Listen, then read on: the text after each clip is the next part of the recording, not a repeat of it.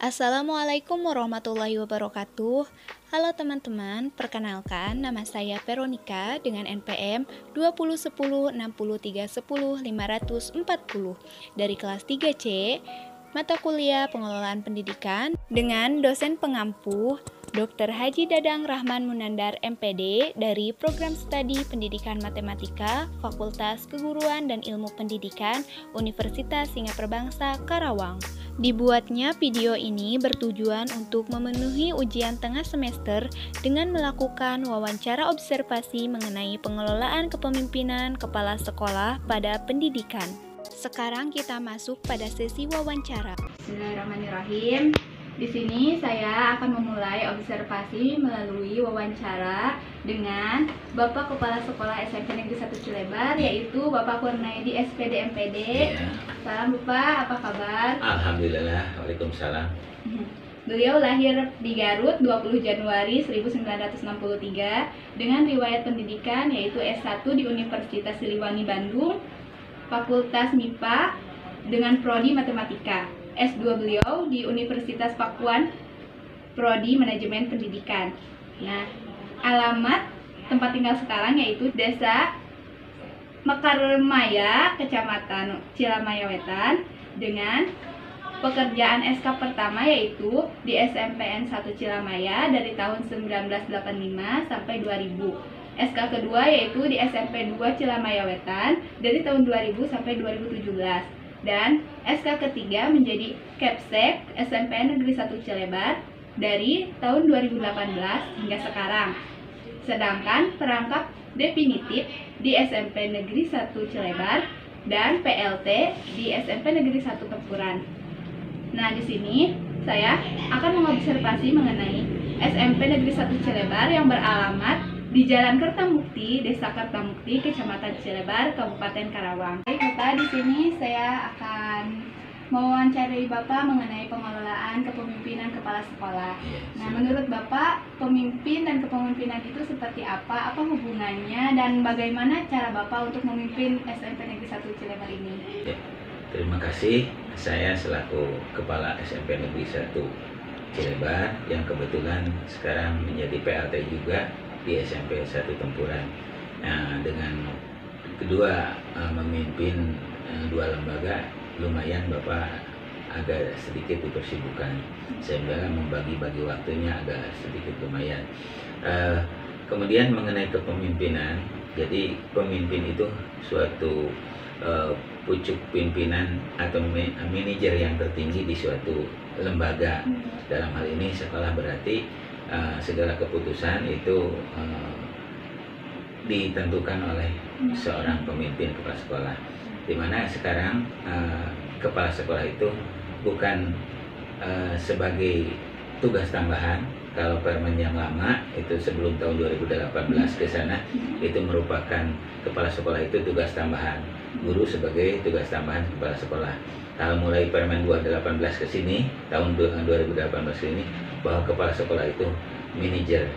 Nah, jadi tupoksi kepala sekolah itu manajer, kemudian supervisi, ya, kemudian menghimpun organisasi. Nah, itu kepemimpinan, di mana seorang pemimpin itu harus mampu menggerakkan, ya, menggerakkan anggotanya, suatu teamwork.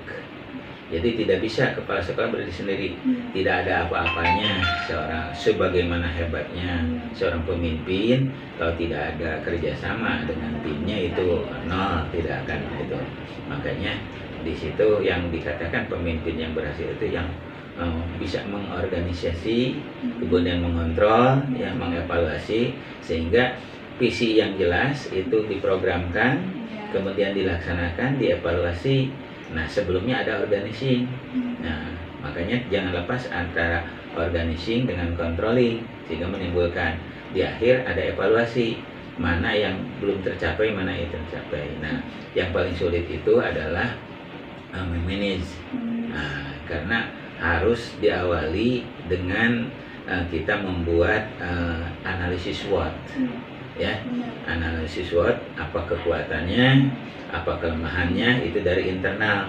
Kemudian dari eksternal, apa itu opportunity, peluangnya, apa tantangannya.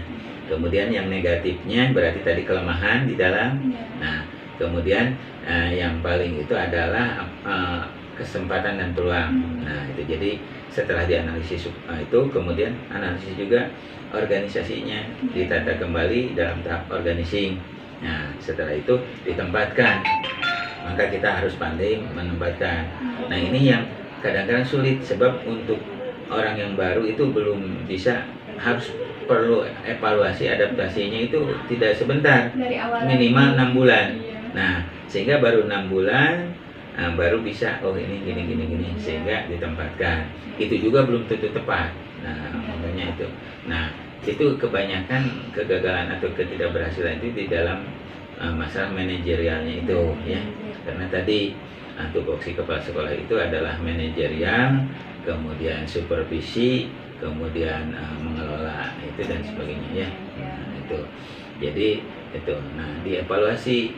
Jadi dievaluasi sehingga nanti akhir. Nah, kalau di dalam sekolah berarti setelah dievaluasi maka timbul menjadi tagihan, jadi IHT.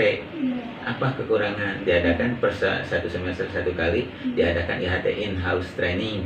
Nah, itu bisa mengundang narasumber pengawas, diadakan minimal satu semester satu kali. Nah, itu untuk menginikan guru-guru gitu, ya. Nah, seperti itu. Nah, kemudian gaya kepemimpinan yang Bapak laksanakan, jadi ternyata setelah praktek di lapangan itu sangat berbeda dengan teori gitu, ya. Jadi harus banyak improvisasi. Jadi menurut beberapa teori bahwa pemimpin itu dilahirkan. Jadi udah begini, ini akan jadi seorang pemimpin. Ada juga pemimpin itu seni. Ternyata memang ada blendednya, ada campurannya. Memang kalau ada orang itu yang tidak bakal jadi pemimpin, jadi operator saja, sehingga dia itu serba dikerjakan sendiri sampai sendiri. Tapi kalau seorang pemimpin hanya mengatur, memanage, yang melaksanakan itu, yang harus jelas pembagian tugasnya, harus jelas SK-nya, harus dievaluasi. Nah, itu pemimpin. Nah, sehingga kalau bukan yang dilahirkan, yang tidak ada mempunyai jiwa kepemimpinan, itu susah, tidak percaya ke orang lain, akhirnya capek sendiri. Nah, gitu. Kemudian juga ada yang mengatakan teori bahwa pemimpin itu seni. Emang di dalam melaksanakan medis, kalau tanpa seni, improvisasi seni juga kaku. Jadi kita harus seninya bagaimana, apalagi di dalam organisasi, terutama di sekolah itu kan sangat bersentuhan dengan personal orang.